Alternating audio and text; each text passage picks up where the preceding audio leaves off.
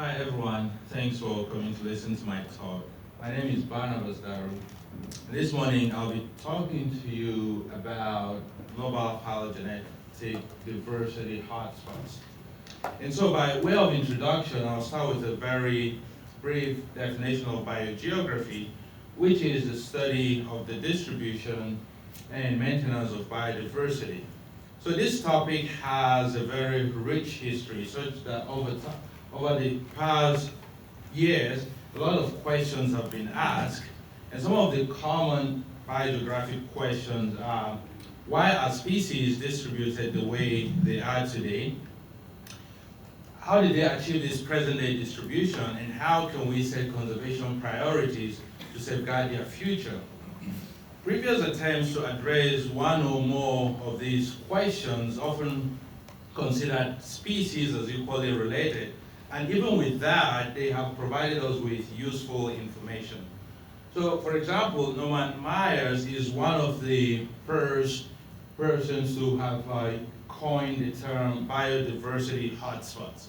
So using, knowledge of his time, he combined the distribution information of all the birds, the plants, mammals, and reptiles of the world, and he was able to map out areas, what he called biodiversity hotspots, based on species level approaches. And so these areas are places on Earth that are both biologically rich, and he thought that they should be protected.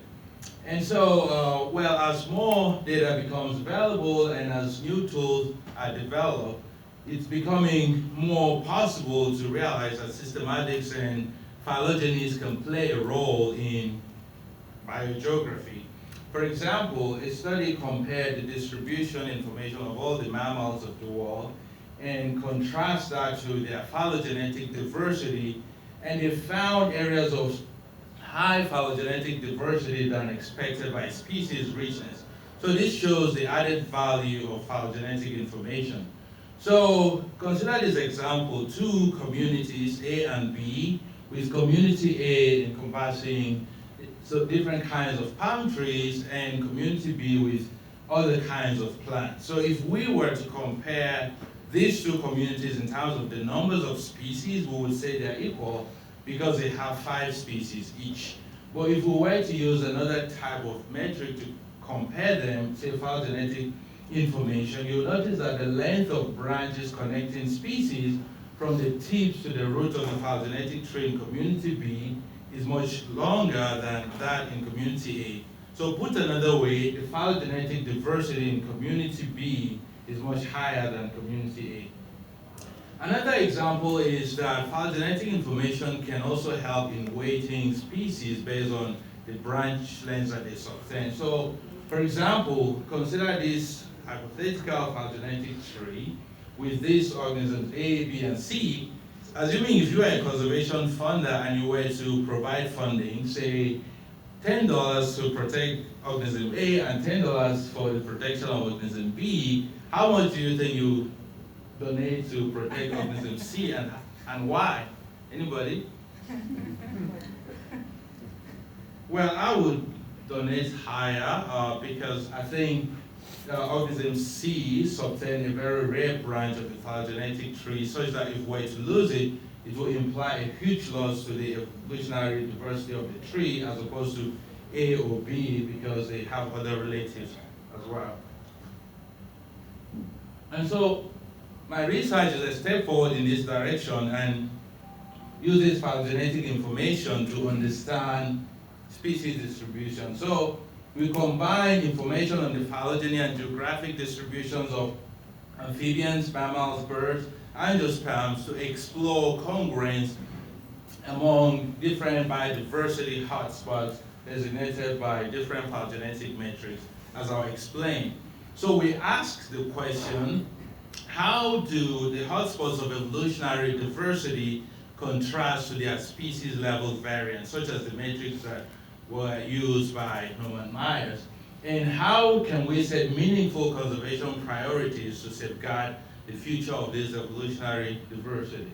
So to do that, we combine a very huge data set spanning 26,000 taxa, and these include amphibians, birds of terrestrial birds, mammals, and vascular plants. So for vascular plants, we analyze the data at the genus level because we couldn't assemble the species level distribution.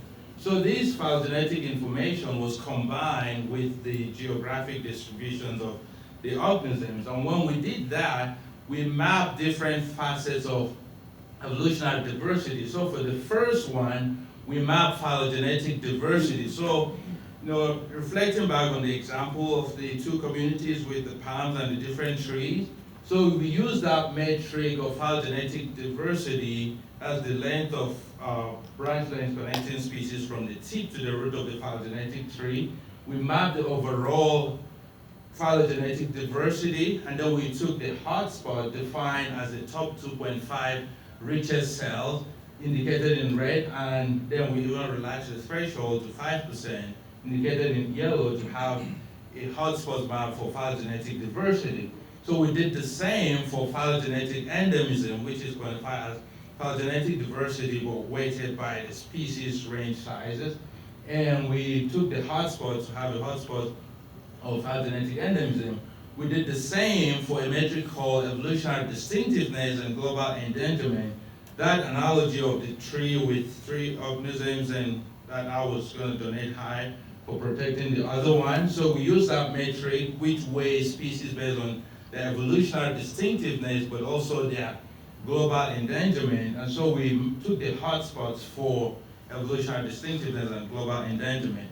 So we compared that to the species level variance, so the species level variance of phylogenetic diversity is species richness. Equivalent of phylogenetic endemism is species weighted endemism. And equivalent of evolutionary distinctiveness and global endangerment is global endangerment. That's the IUCN categorization of the species.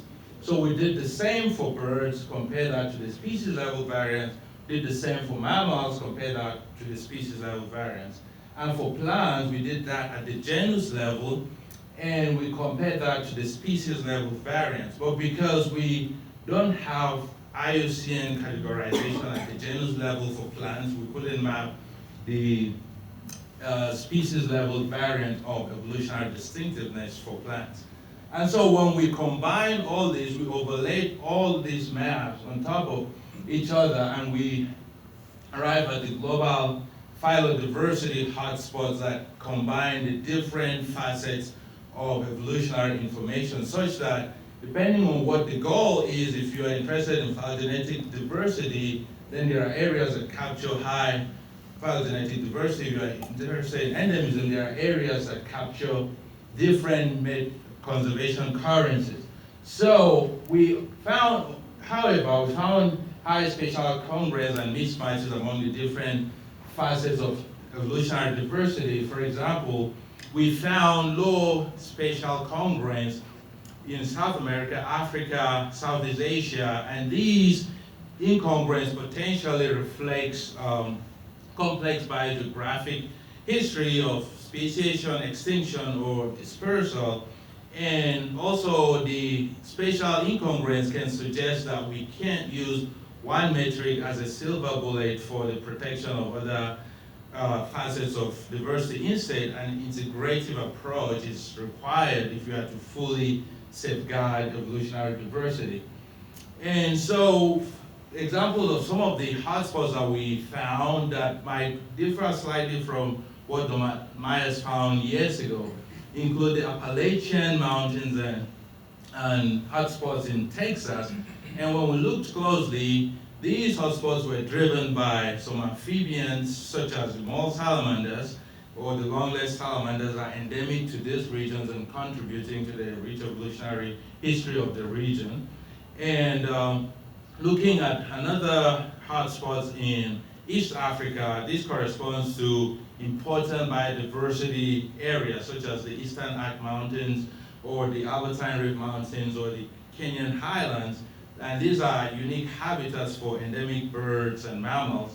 And these regions also are associated with mountain regions. And some talks have talked about maintaining biodiversity, and so these kinds of regions might indicate the role of geographic barriers that facilitate speciation or high beta diversity in those regions. Another area of interest is the Cape floristic region. So here, although the Cape did not emerge as hotspots for vertebrates, but it emerged as hotspots for plants. And so looking closely, the Cape is a well-known biodiversity hotspot, but we found that the richness of the Cape is just a contribution of just 33 clades that are contributing to the rich diversity in the area, and they just radiated within the last 18 to 8 million years ago. And so examples are some of, like proteas and ericas that you found in the Cape region. So another area is the southeastern Australia. So here, the diversity is also driven by long phylogenetic branch lengths of plants, and it doesn't correspond to hotspots for vertebrate diversity. And another area is Western African forest.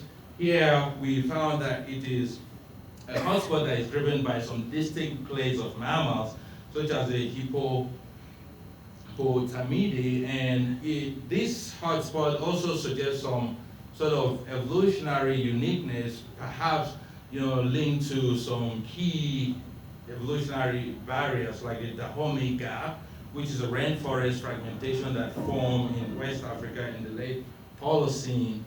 And so we then contrast our hotspots map to the existing protected area networks, as the game reserves, national parks, and so on, to quantify how much are the protected areas doing in terms of protecting these facets of diversity. And we found that there is an overwhelming mismatch in terms of the degree of protection.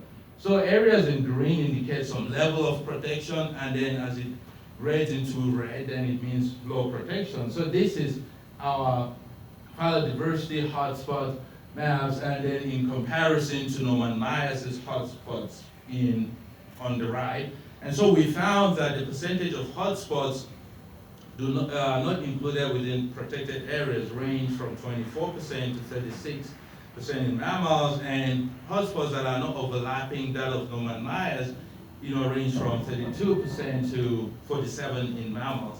And so overall, less than 10% of the hotspots were designated as protected. And so this does not meet the requirements set by global standards. And so in conclusion, how can biodiversity hotspots inform conservation in the real world, like on the ground?